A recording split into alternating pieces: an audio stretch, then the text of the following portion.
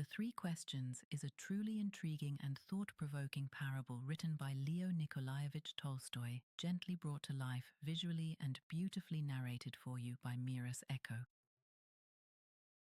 There are questions that have occupied people for millennia. Leo Tolstoy posed 3 of them. What is the most important time?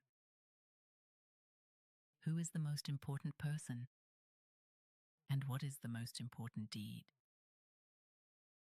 He wrote this story in 1903. It is about a wise king, a reclusive hermit, and a profound truth that changes everything. Once upon a time, there was a king who believed that if he could only answer these 3 questions, he would never fail. First, what is the most important time to you personally? For if he truly knew exactly when the right moment was, he could then do everything right.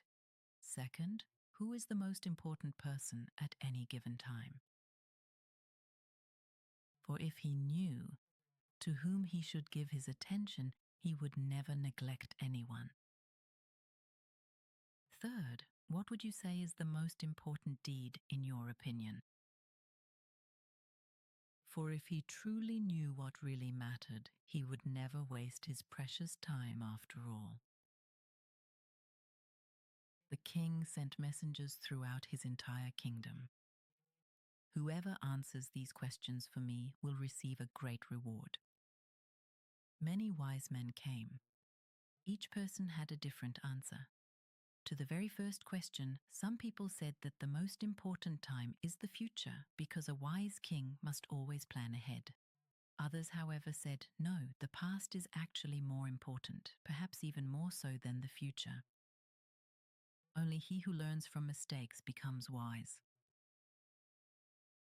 To the second question, however, some said that the most important individuals are actually your advisors. They guide you. Still others said, no, your loyal, brave soldiers, they protect you always.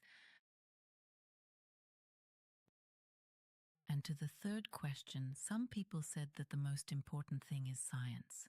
The others, however, said no, it is religion. The king was confused. No one gave him the same answer. Therefore, he decided to seek out a very wise hermit. The hermit lived deep in the forest.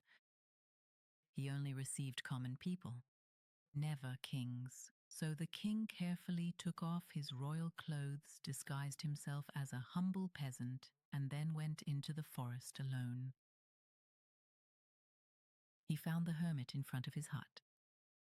The old man was digging a garden bed. The king bowed respectfully and said with a gentle voice, "Wise man, I have come to ask 3 important questions." The hermit listened carefully, nodded in silence, but did not answer. He just kept digging.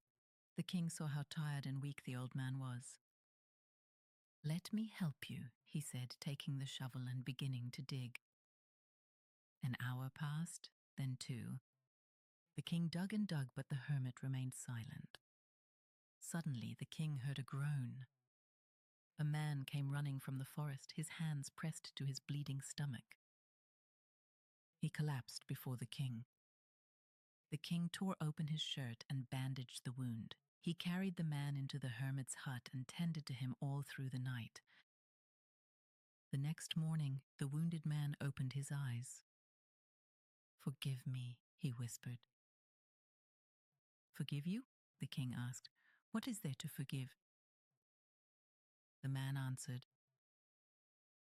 "You killed my brother and took my land. I swore revenge. I knew you would come to the hermit today. I planned to kill you on your way back. But your bodyguards recognized me and wounded me. I fled here. If you had not saved me, I would have died. I came to kill you. But you truly saved my life. If you let me live, I promise that I will serve you faithfully forever." The king was relieved. he forgave the man immediately and promised to return his land. After the man had gone, the king once more carefully approached the hermit. "Wise man," he said, "for the very last time I ask you, please answer my 3 important questions, and then I will go." The hermit looked at him for a moment and smiled gently. "They have already been answered," he said quietly. "Answered?" the king asked, confused. The hermit nodded. "Yesterday, if you had not taken pity on my age, you would not have stayed with me. Then, on your way back, you would have met the man, and he would have killed you. So, the most important time really was when you were helping me. The most important person was me. And the most important deed was doing good for me. Then, when the wounded man arrived, he was the most important person.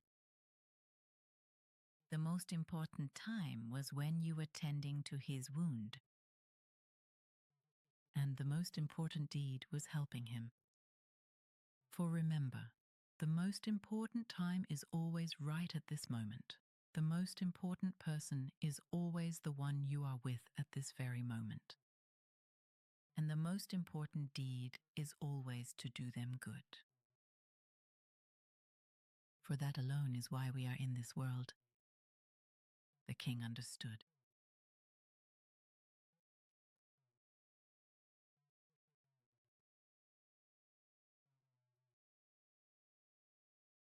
Not the powerful or the wise, but the person who is right in front of you. And not grand plans or distant goals, but the positive difference that you can make in this very moment.